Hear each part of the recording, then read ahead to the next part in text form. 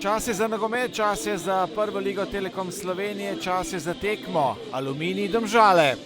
Vsi ljubitelji nogometa, dober dan in dobrodošli v naši družbi. Že res, da je reprezentančni premor in so v ospredju tekme Lige narodov, vendar bomo danes vseeno spremljali tudi boj za prvenstvene točke. Žogo z nogo, vendar na koncu prosti strel za Domžale in seveda izvajalec Ibričić. Tam neposredno sicer proti golu je zletela tale žoga.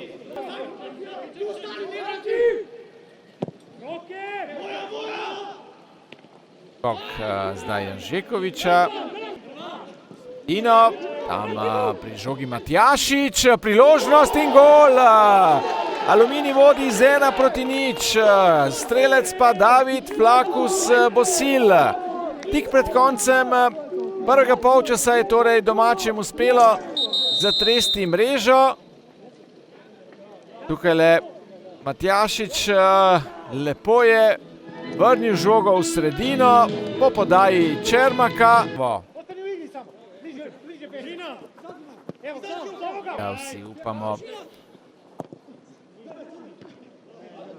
Zdaj pa gol Darija Kolobariča, ki je presenetil Janžekoviča. Videli bomo še enkrat v počasnem posnetku, vendar izenačenje v Kidričevem v 53. minuti. 1:1, nenadejano je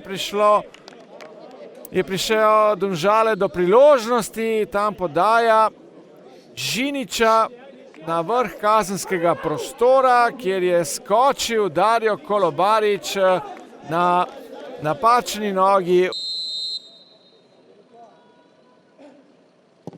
Ibričić in Brani Janžekovič. Brani Janžekovič ostaja pri rezultatu 1:1. V naslednji menjavi lahko pošle še dva novega nogometaša. Videli bomo, kaj se bo odločil. Vuk strelja, Vuk in gol! Slobodan Vuk. Mojstrovina zdaj najboljšega strelca v zgodovini Domžal v Kidričevem. Veselje gostov, veselje rumene družine in zagotovo je, če bo ostalo pri tem rezultatu, to eden lepših daril ob 100-letnici domžalskega kluba. Poglejte tole mojstrovino, Slobodan Vuk, najprej dribling, potem pa udarec z desnico. Darijo Kolobarič. Pa ništa šta reći, poslije ovakve utakmice mogu konstatirati to da je ekipa svejedno dala sve od sebe. Dakle, bila je tu energija, bila je želja, bila je volja i to što smo radili prvo poluvreme, to nas je i nagradilo. Tako, znači, s prvim poluvremenom možemo biti jako zadovoljni, nismo pustili previše protivniku, međutim u drugom poluvremenu ubijaju nas te individualne greške koje nam ne znam iz kojih razloga dolaze.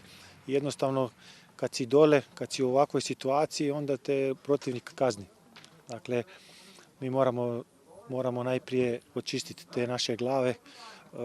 Problem nemamo sa treninzima, sa atmosferom, sa bilo čim, ali moramo se resetirati dobro i moramo još jače i tvrđe raditi da bi to bilo puno bolje, izgledalo puno bolje.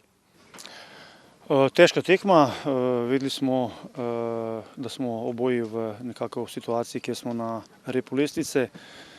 Po zadnjih tekmah, ker smo imeli nekako vsebinsko zadovoljivo, smo seveda iskali tudi točkovno biro. To nam je bilo najbolj pomembno in danes nam je to uspelo in iz tega razloga smo seveda zelo zadovoljni.